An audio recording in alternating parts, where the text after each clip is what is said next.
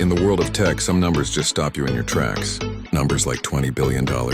That's the price tag Adobe put on Figma, the design tool that has taken the industry by storm. Behind this staggering figure is one man, Dylan Field, the college dropout who completely reinvented how we design. He saw a future that others missed, a future where design wasn't a solitary act, but a collaborative masterpiece. This isn't just a story about a successful startup. It's the story of a vision that connected millions of creators and changed the digital landscape forever. From a young age, Dylan Field was captivated by the world behind the screen. Growing up in a modest suburban home in Pen Grove, California, his fascination wasn't with video games, but with the code that brought them to life. While other kids were playing outside, a young Dylan was already deep into programming and robotics, tinkering with computers and building his own websites. He wasn't just a user of technology. He was obsessed with understanding how it was built. This early passion for creation and problem solving laid the groundwork for his entire career.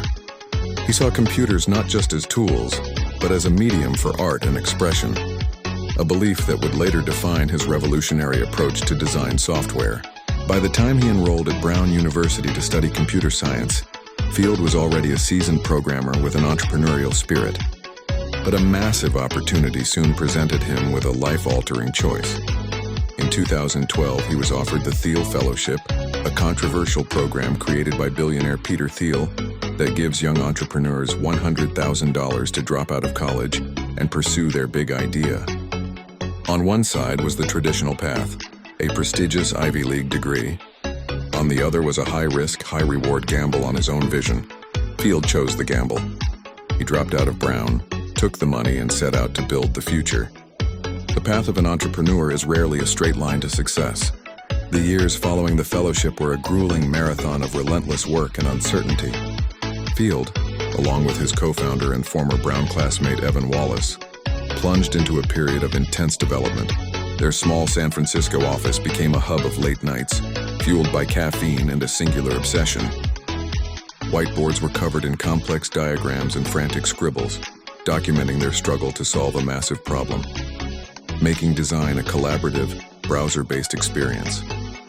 For 4 long years, from 2012 to 2016, they were in stealth mode, quietly building, refining, and perfecting their idea, brick by brick, line of code by line of code.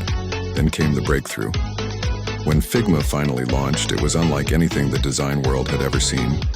The magic was in its core feature, real-time collaboration.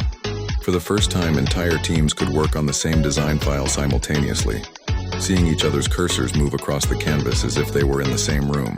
It was revolutionary. Figma wasn't just a tool, it was a shared space.